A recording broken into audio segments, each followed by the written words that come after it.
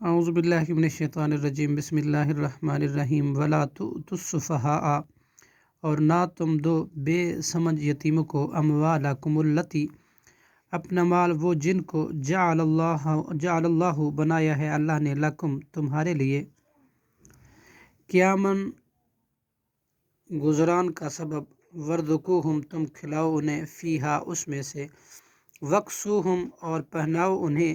وقولو اور تم کہو، لہم ان سے، قولاً بات، معروفہ معقول، وابتلوا الیتامی اور جانتے رہو ان یتیموں کو، حتیٰ یہاں تک کہ اذا بلغوا جب وہ پہنچ جائیں، نکاح کی عمر کو، فإن پھر اگر آنستم تم پاؤ، منہم ان میں سے، رشدا سمجھداری، فادفعوا تو سونپ دو، الیہم ان کی طرف، اموالہم ان کے مال کو، ولا تأکلوها اور نہ تم کھاؤ ان کو، اسرافاً حد سے بڑھ کر، وبداراً اور جلدی کرتے ہوئے، اموالہم ان کے مال کو،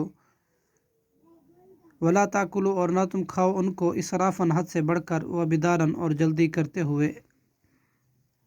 ان یکبروا اس بات کے ڈر سے کہ وہ یتیم بڑے ہو جائیں گے، ومن کانا اور جو کوئی غنی مالدار،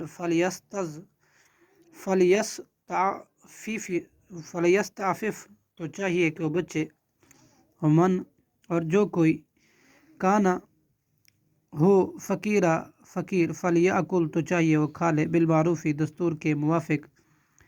فإذا دفعتم پھر جب تم سونپو، الیہم ان کی طرف، اموالہم ان کے مال کو، فاشہدوا تو تم گواہ ٹھہرا لو، علیہم ان پر، وکفیٰ اور کافی ہے، باللہ اللہ، حسیبا خوب حساب لینے والا۔ صدق اللہ العظیم۔